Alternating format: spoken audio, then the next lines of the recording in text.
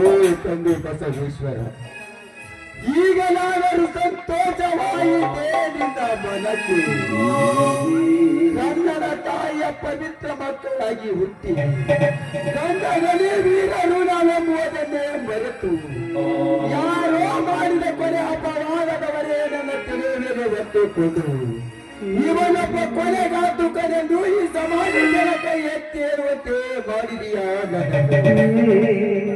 ನಮ್ಮಿಬ್ಬರ ಅಣ್ಣ ತಮ್ಮಂದಿರ ಮೇಲೆ ಅಪಾರವಾದ ಪ್ರೀತಿ ಇಟ್ಟುಕೊಂಡಿದ್ದ ದೇವರತನ ನನ್ನ ಅತ್ತಿಯರನ್ನು ಸರಿಯಾಗಿ ನೋಡಿಕೊಂಡು ಹೋಗದಷ್ಟೇ ಪಾಪಿ ಆಗದೆ ನಾನು ಹೇಳು ಬಸವೇಶ್ವರ, ನಾನು ನಿಜವಾಗಿ ಕೊಲೆಗಾರದೆ. ಕೊಲೆ ಅಪವಾದವನ್ನು ನನ್ನ ತೆರೆ ಮೇಲೆ ಹೊತ್ತು ದೇವರತ್ತ ನನ್ನ ಅಣ್ಣ ಅತ್ತಿಯರಿಗೆ ಮುಖ ತೋರಿಸಲಿ. ಬೇಡ ಬೇಡ, ನಾನವರಿಗೆ ಮುಖ ತೋರಿಸುವುದು ಬೇಡ. ನಾನು ಎಲ್ಲಿ ಆದರೂ ದೂರ ಹೋಗಿ ವಿಷ ತೆಗೆದುಕೊಂಡು ಸತ್ತರಾಯಿತು. ಹೌದು, ನಾನೀಗ ಸಾಯುವುದೇ ಲೇಸು.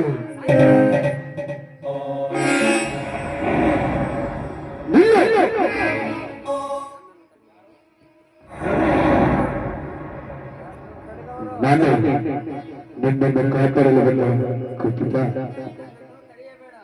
ನನ್ನನ್ನು ತಡೆಯಬೇಡ, ನಾನೀಗ ಸಾಯುವುದೇ ಲೇಸು. ನೀನೀಗ ಸತ್ತರೆ ಈ ಸಮಾಜದ ಜನ ನಿನಗೇನಾಗಲು ಗೊತ್ತಾ? ನಿಜಗದ ಕುಲಗಳ ನೀನೆಗೆಂದು ಈ ಜಗದ ಜನರು ಎತ್ತಿ ಹೇಳುತ್ತಾರೆ. ಶಾರೀದು ಮಾಡುವುದು ಅದು ನನ್ನ ಪ್ರಾರಬ್ಧದ ಕರ್ಮ.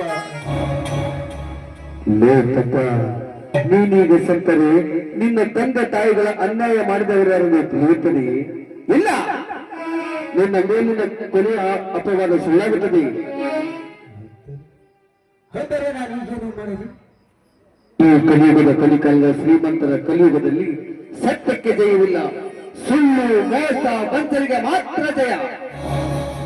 ನೀನು ಈ ತರಹ ಗಾಂಧಿ ತಾತರ ತತ್ವ ಹಿಡಿದು ಸತ್ಯ ನ್ಯಾಯ ನೀತಿ ಧರ್ಮ ಎಂದು ಕುಳಿತರೆ ಯಾವ ಕಾಲಕ್ಕೂ ನಿನಗೆ ಜಯ ಸಿಗುವುದಿಲ್ಲ.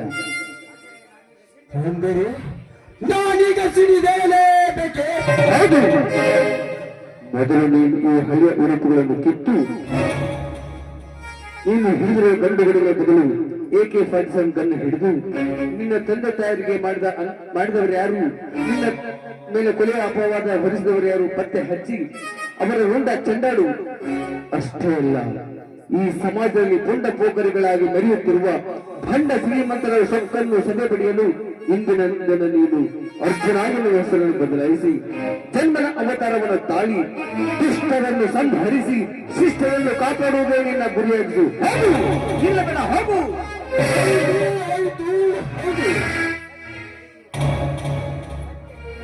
ಸತ್ಯಕ್ಕೆ ಈಗಿನ ಕಾಲದಲ್ಲಿ ಜಯವಿಲ್ಲ, ಸುಳ್ಳು ಮೋಸ ವಂಚನೆಗೆ ಮಾತ್ರ ಜಯ. ನಾನೀಗ AK-47 ಗನ್ನು ನನ್ನ ತಂದೆ ತಾಯಿಗೆ ಅನ್ಯಾಯ ಮಾಡಿದವರು ಯಾರೆಂದು ನನ್ನ ಮೇಲೆ ಕೊಲೆ ಅಪವಾದದ ಹೊರೆ ಹೊರಿಸಿ ನನ್ನನ್ನು ಜೈಲಿಗೆ ಕಳಿಸಿದವರು ಯಾರೆಂದು ಪತ್ತೆ ಹಚ್ಚಿ ಅವರ ರುಂಡ ಚಂಡಾಡುವುದೇ ಈ ಅರ್ಜುನನ ಗುರು. ಅಷ್ಟೇ ಅಲ್ಲ, ಈ ಸಮಾಜದಲ್ಲಿ ಪುಂಡ ಪೋಖರಿಗಳಾಗಿ ಮೆರೆಯುತ್ತಿರುವ ಬಂಡ ಶ್ರೀಮಂತರ ಸೊಕ್ಕನ್ನು ಸದೆ ಬೆಳೆದು